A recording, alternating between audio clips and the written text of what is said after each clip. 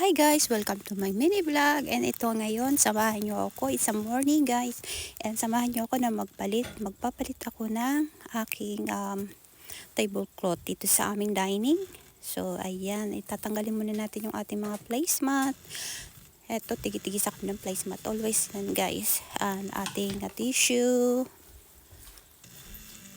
Ayan. Tanggalin natin si Lazy Susan. Lazy Susie. So, tatanggalin natin yan guys.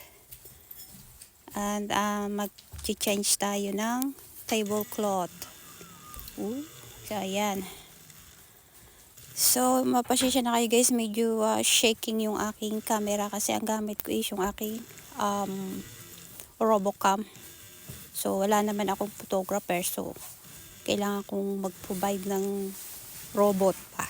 So, ayan, tanggal ko na yung aking tablecloth para magpalit kasi medyo may mga stain na siya.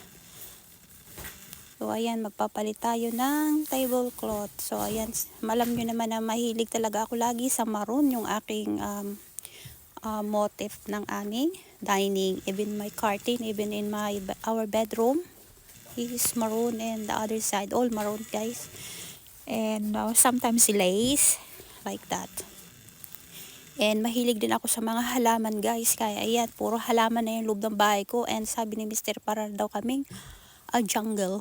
Pero diyan ako masaya guys sa mga halaman na nakikita ko. So ayan, nilagay na natin ang ating Lazy Susan. And so ilalagay na natin ulit ang ating mga placemat.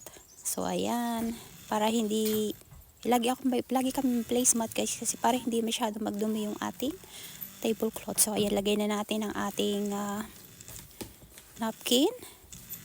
So one by one ibabalik ulit ang ating placemat. And ayan. So apat lang naman kami, dalawa lang naman yung anak ko guys. So kami mag-asawa, and ayan. And happy na lagi ako na malinis yung bahay. So ayan yung habit ko. Pag wala tayong work, ayan, maglinis. So ayan yung kay Mr. na pwesto. So opposite niya yung aking panganay. Ayan, opposite ko naman yung bunso. So lagyan natin yung wine ni Mr. Yung kanyang wine glass. Ayan, so ilagay na natin lahat. Ang mga water, meron siyang cold water there. Ayan. So happy na si Mrs. Ayan, yan. So ayan guys, yan lang ang ating ngayong umaga. Thank you for watching. Bye.